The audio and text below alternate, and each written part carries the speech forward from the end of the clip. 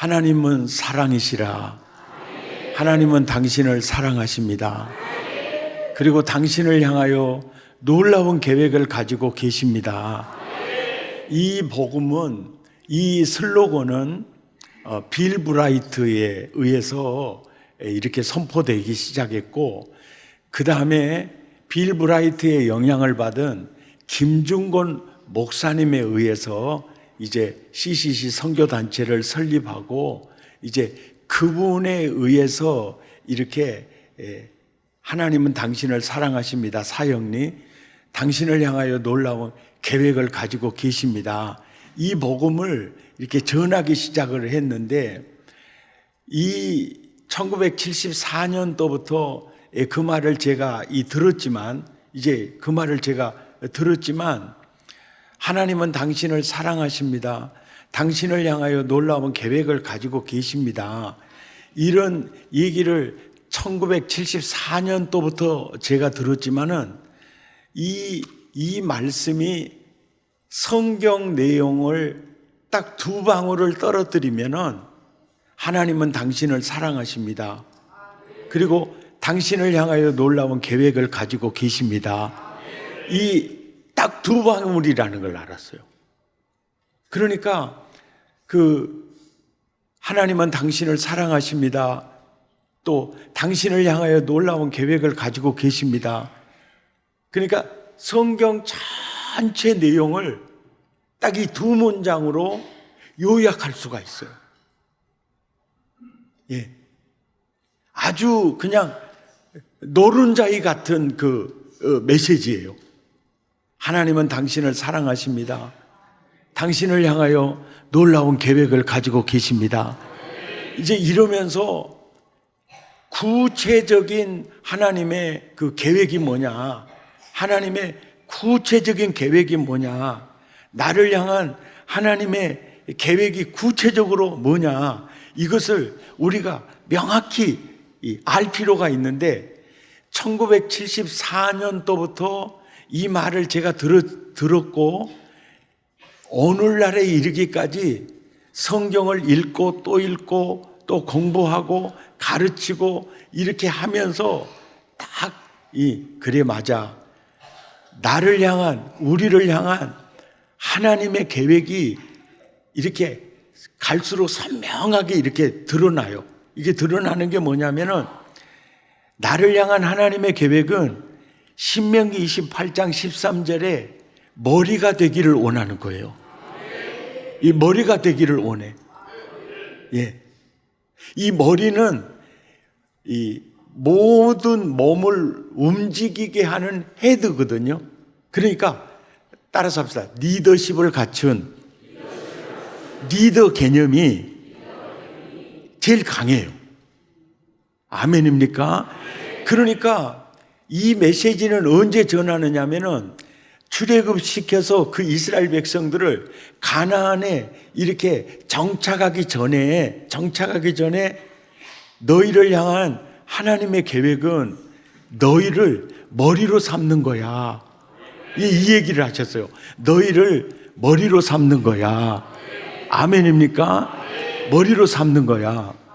여러분, 지금 전 세계에 머리로 삼는 민족이 어느 민족이로 여러분 생각하세요?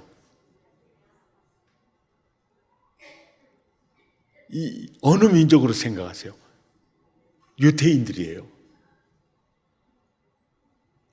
왜냐하면은 이 유대인들은 독일 가면은 독일 경제가 일어나요. 네덜란드로 가면 네덜란드 경제가 일어나요. 그리고 여러분, 베네치아의 그 바다 위에 세운 그 도시와 그 다음에 코스타나의 산 꼭대기에 세운 그 도시가 있어요. 굉장히 멋지고 아름다운 도시인데, 그런데 거기를 가보세요. 베네치아를 가보세요. 그 도시를 건설하는 핵심 경제적인 리더들이 유대인들이에요. 그리고 산 꼭대기에 도시를 건설해서 지금까지도 관광 자원으로 쓰고 있는 거기 중심에 가면은 유대인들의 회당이 있어요. 예. 그러니까 유태인 이민을 받아들이는 나라마다 경제가 일어났어요. 경제가 일어나게 되면 그들을 이제 자꾸 배척하게 돼요. 이렇게 배척하게 돼요. 그래서 이렇게 그들이 순환을 많이 당하고 이 나라를 이렇게 또 쫓겨가요. 그래서 그들은 어느 나라를 가든지 보따리를 쌓아놓고 이렇게 생활을 하는 겁니다. 근데 그들은 어디를 가든지 열방의 재물과 바다의 풍부가 그들에게 임했어요. 여러분, 지금도 그래요. 지금도. 예. 아멘이죠. 자, 그러면서 이제 오늘 이 얘기를 굉장히 그 교육자들도 잘 들으시겠지만은 이 주일학교 선생님들이 이걸 굉장히 잘 들으셔야 돼요. 그래가지고 매주마다 너희를 향한 하나님의 계획은 네가 머리가 되기를 원해. 그러면 머리가 뭐예요? 그러면 리더십을 갖춘 리더야. 이렇게 이제 얘기하는데 그게 다 100점이 아니에요. 또 이 성경을 깊이 연구를 해보니까 하나님의 아브라함을 부르실 때 창세기 12장 2절부터 3절까지 보면 아브라함을 딱 부를 때 딱 그 계획을 선포하세요. 너는 땅의 모든 족속에게 복이 될지라. 이것이 너를 향한 내 계획이라는 거예요. 그런데 구원받은 모든 사람들에게 이 말씀을 주는 거예요. 예. 이것을 아브라함의 복이라고 그래요. 아멘입니까? 아멘입니까? 아브라함의 복을 주시는 거예요. 이 아브라함의 복이 뭐냐면은 땅의 모든 족속에게 복이 될지라. 이것은 머리가 될지라의 또 다른 표현이에요. 예. 그러니까 야야, 하나님은 네가 땅의 모든 족속에게 네가 복이 되기를 원해. 네가 복이 되기를 원한다. 아멘입니까? 항상 끊임없이 하나님이 너를 부르시는 이유가 있어. 그건 너를 사랑하기 때문이고 그 다음에 너를 통해서 놀라운 계획을 가지고 있는데 그게 바로 머리가 되는 거야. 리더십을 가진 리더가 되는 거야. 그 리더의 다른 표현은 땅의 모든 족속에게 복이 되는 거다. 아멘입니까? 여러분, 부모님들이 자녀들을 놓고 자녀들에게 항상 이거요. 아들아, 하나님이 너를 부르시는 것은 너를 머리로 삼기 위해 불렀어. 꼬리가 되는 거 원치 않는다. 믿습니까? 그리고 그게 뭐야? 그건 땅의 모든 족속에게 복덩어리가 되기를 원하셔. 믿습니까? 항상 이거를 놓치면 안 돼요. 우리가 주일학교 학생들을 이렇게 가르치고 이렇게 할 때 뭐냐면 우리의 사명이 뭐냐면은 머리로 세우는 겁니다. 땅의 모든 족속에게 복이 될지라다. 복덩어리로 키우는 거예요. 그리고 이것을 이제 시각화해서 그림으로 이사야서 32장 15절을 통해서 그림으로 해서 보여주는 게 바로 이게 머리 개념이에요. 야, 네 인생엔 지금은 초라한 광야지만은 하나님이 너를 아름다운 밭으로 만들어가. 그 아름다운 밭으로 만들려고 성령을 너에게 부어준 거야. 믿습니까? 성령을 너에게 부어주는 거야. 그러니까 네가 성령 따라 살면 네 인생은 광야 같은 인생일지라도 아름다운 밭이 돼. 믿습니까? 아름다운 밭이 돼. 아멘이죠. 아름다운 밭이 돼. 할렐루야. 그리고 너는 아름다운 밭에서 머무르는 것이 아니라 숲으로 여기게 돼. 그러니까 영향력과 가치가 계속 증폭이 되는 걸 볼 수가 있죠. 아멘. 할렐루야. 믿습니까? 이 얘기. 여러분, 이번에 홍정길 목사님 오셔서 이렇게 설교를 이렇게 하셨는데 있잖아요. 홍정길 목사님 외할머니가 엘리제 서서평 선교사님에게 복음을 받아들였어요. 예. 이 복음을 받아들였어요. 그리고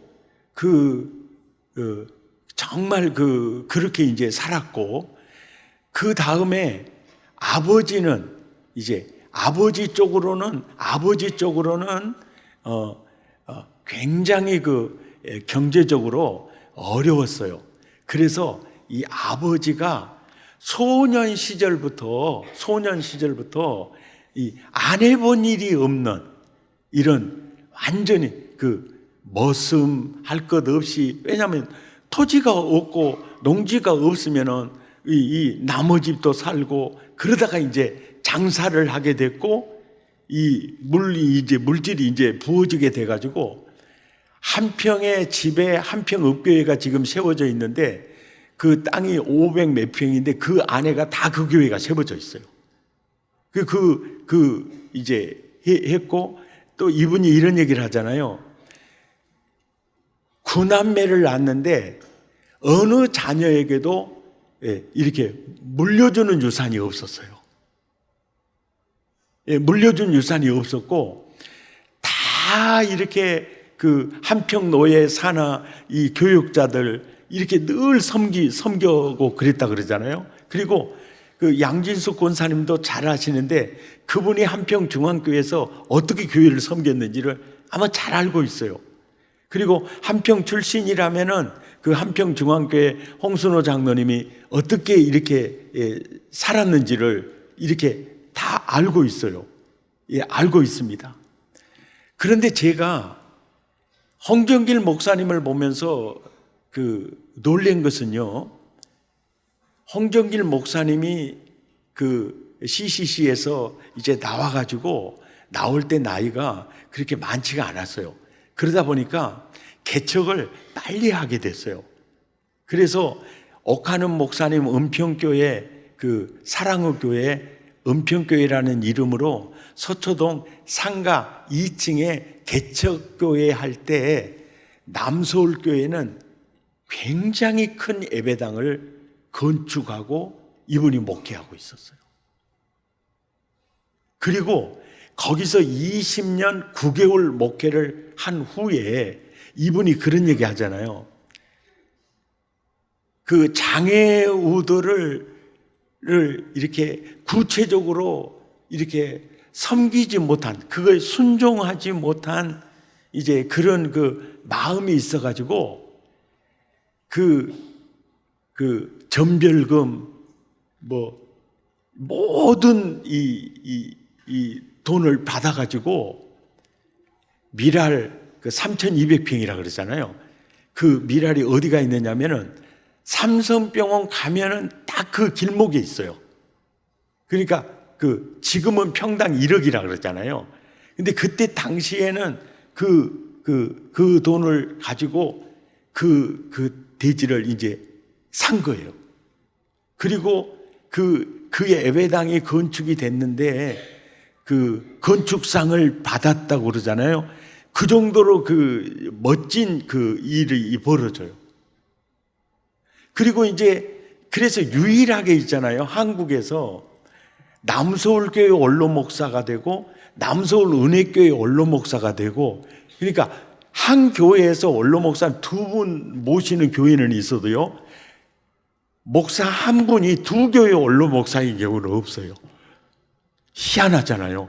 이렇게 이제 하고, 거기 이제 남서울 은혜교회 이제 원로 목사가 되고, 또 이분이 무슨 생각을 했느냐면은 선교사님들이 이제 나이 들고 이제 은퇴하고 와서 국내에서 이렇게 편히 그들이 쉴 수 있고 마음껏 예배할 수 있는 예배당을 건축해야 되겠다. 그래가지고 이분이 이제 세운 교회가 이제 가평의 예수마을교회거든요. 이 예배당 상상을 초월한 예배당이에요. 근데 이분의 특징이 남서울교회도 그렇고 남서울 은혜교회도 그렇고 이 예배당도 그렇고 이 홍정길 목사님이 예술에 대해서 굉장히 미술과 조각품과 이런 거에 대해서 굉장한 달란트를 가지고 있어요. 그런데 이제 가만히 봐보세요. 이분이 가는 곳마다 복이 숲의 역사가 일어나죠. 여러분, 정말 내가 그걸 보면서 이 역사, 근데 봐보세요. 이 아버지가 정말 아낌없이 심었잖아요. 그 아들이 가는 곳마다 그 역사가 일어나는 거예요. 아멘입니까? 저 우리 사랑의 교회 교인들 이렇게 교회에 헌신하고 헌금하시는 걸 이렇게 면밀히 보면 어떤 권사님들은요, 진짜 힘에 지나도록 하시는 분들이 있어요. 근데 하나님 꼭 기억하실 겁니다. 예. 무엇으로 심든지 그대로 거두리라. 그대로 거두리라. 네. 그걸 볼 수가 있어요.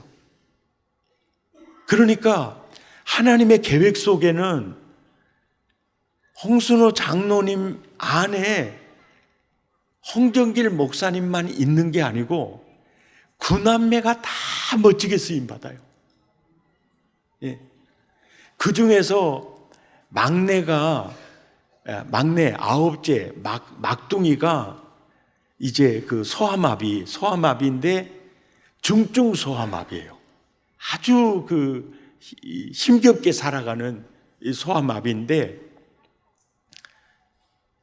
제가 이번 득세 전에 그 레아와 라헬, 비라, 실바 얘기하면서 하나님의 마음과 관심이 누구에게 흐르고 있는가 그 설교했잖아요.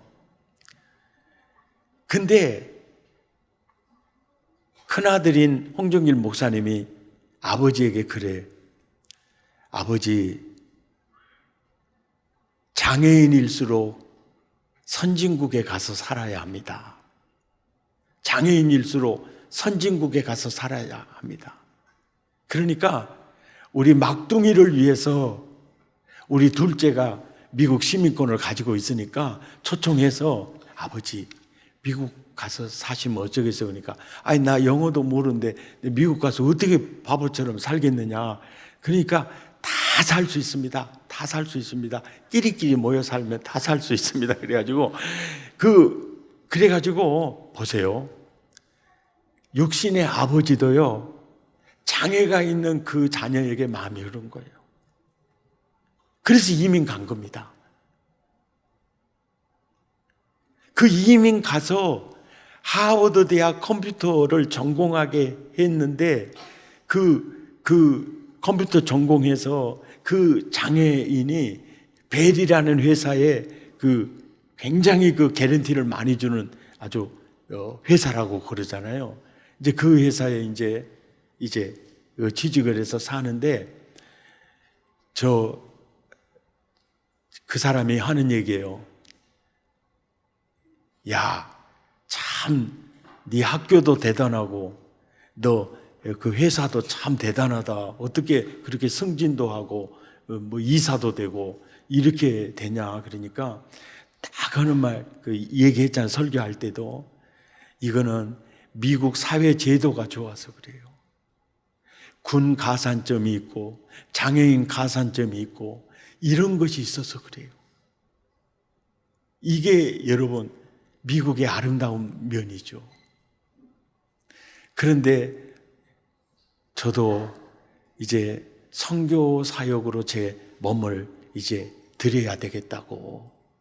그래서 잘 나가는 회사 그거 사표 냈고 위클립 성경 번역하는 선교단체에 들어가서 지금까지 사역하는 중에 그 위클립에서 수단어로 성경을 번역 작업이 다 끝났다는 소식을 들었을 때 홍정길 목사님이 국제적인 상을 받은 상금을 어디다 쓸까 하다가 그 동생을 통해서 얘기를 듣고 거기다가 위클립에 보내서 홍정길 목사님 돈을 보내가지고 수단어로 성경 번역해서 이렇게 그 수단으로 보내게 됐어요. 그러니까 여러분 가만히 봐보십시오. 하나님의 놀라운 계획이요. 태어날 때부터 그런 중증 장애를 안고 태어났지만은 하나님의 계획이 있었다고요. 아멘입니까? 아멘입니까? 예. 내가 어떤 광야 같은 인생이라도 상관이 없어요. 내가 어떤 광야 같은 인생이라도 난 하나님의 계획이 나한테 있어. 믿습니까? 하나님의 계획이 나한테 있어. 그리고 홍정길 목사님이 목사 되기 되게 싫었다 그랬잖아요. 왜냐하면은 그냥 그 목사님들이 그냥 아버지한테 와가지고 그냥 이렇게 많이 보조도 받고 인사도 하고 이렇게 다니는데 당시에 그 목사님들이 모습이 너무나 자기 눈에 보이기에 너무 꾀재재했다는 거죠. 예. 그런데 외조모, 외할머니는 그냥 홍정길 목사님 어린아이 때 만나면은 너는 좋은 목사 돼야 돼. 하나님 우리 손자 좋은 목사 되게 해달라고 그렇게 기도하는 거예요. 근데 그 기도가 홍정일 목사님 어린 시절부터 되게 싫은 기도예요. 왜냐하면 자기는 정말 그 목사가 멋지게 안 보였어요. 그런데 그때 당시에 그 외조모가 목사 되게 해달라는 그 목사는 손양원 목사님 같은 목사를 얘기해요. 그리고 그 엘리제 서평 선교사님이 그 나환자들의 간호하면서 어방 최홍종 목사님 같은 분들을 얘기하는 거예요. 그 생각을. 지금의 어떤 홍정길, 하용조 이런 개념이 아니고 그냥 고생하면서 헌신하는 그런 그 목사거든요. 그런데 가만히 보면 홍정일 목사님이 여러 부분에서 막 우왕좌왕한다 그러잖아요. 이거에 대해서 굉장히 비판도 많이 있어요. 그러면서 이분의 그 목회의 사역을 보면 남이 가지 않은 길을 가더라고요. 예. 그래서 가만히 목사님 설교를 들으면서 그 외조모 우리 손자 좋은 목사 되게 해달라고. 아멘입니까? 그 좋은 목사 되게 해달라는 그 기도가요, 여러분, 본인은 싫어해도 본인하고 상관이 없어요. 그대로 응답되는 걸 보잖아요. 아멘입니까?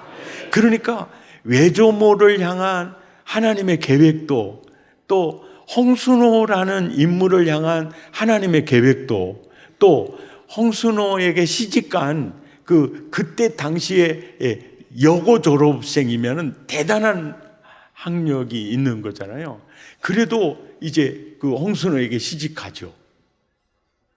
근데 보면은 그 외할머니나 또 홍순호 장로님이나 홍순호 장로님에게 시집간 홍정일 목사님 어머님이나 그 홍정일 목사님이나 딱 어떻게 사느냐면요, 내가 그리스도와 함께 십자가에 못 박혔나니 그런즉 이제는 내가 산 것이 아니요 내 안에 그리스도께서 사시는 것이라.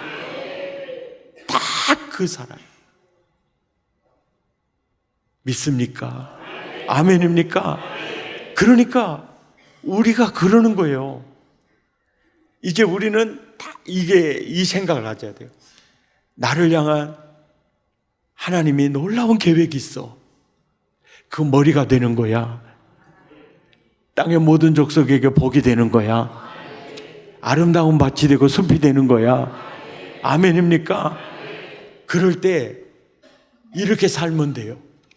내가 그리스도와 함께 십자가에 못 박혔나니 이제는 내가 산 것이 아니요 내 안에 그리스도께서 사신 것이라. 아멘입니까? 예수 잘 믿으면 돼요. 할렐루야. 여러분, 매주마다 많은 설교, 다양한 설교를 듣지만은 그 설교 내용 자체가요, 나는 죽고 예수님으로 삽시다, 그 얘기예요. 우리 하나님의 계획을 이루면서 사십시다. 열방의 복덩어리로 사십시다. 믿습니까? 그 말이에요. 그 말이에요. 네. 사실은 김중곤 목사님을 우리 이 건축 이 입당 예배 설교 그분이 와서 하셨잖아요. 그분을 만나면 막 가슴에 불이 붙어요. 홍정길 목사님도 그렇게 그 신앙생활 별로 조금 그 아버지 마음에 안 들게 했어요. 그런데 그 김중곤 목사님 만나고 이분이 예수님을 만난 거예요. 예. 그래가지고 그가 이제 CCC 총재가 김중곤 목사님이고 총무 이제 하면서 이제 대형 집회하면서 엑스플로 74까지 이제 계속 이렇게 그 민족 복음화 운동을 일으키는 이 기수들인데, 이 보면 홍정길 목사님도 그분을 만나면 복음에 불이 붙고, 그리고 하용조 목사님하고 그 소망교회 담임하셨던 김지철 목사님, 장신대 교수하다가 소망교회 곽선희 목사님 후임으로 계셨던 그들도 누가 가르쳤느냐면은 홍정길 목사님이 성경 가르친 사람들이에요. 그러니까 여러분, 우리 주일학교 교사 여러분, 내가 맡은 아이가 몇 명이든지 간에 나를 만난 아이들마다 복음을 만나게 해야 돼요. 예수님 만나게 해야 돼요. 그리고 예수의 꿈을 꾸게 해야 돼요. 아멘입니까? 불을 붙여야 됩니다. 할렐루야. 불을 붙여야 돼요. 이 교회를 통해서 하나님은 놀라운 일을 행하실 겁니다. 아멘. 믿습니까? 불을 붙여야 돼요. 승리하시기 바랍니다.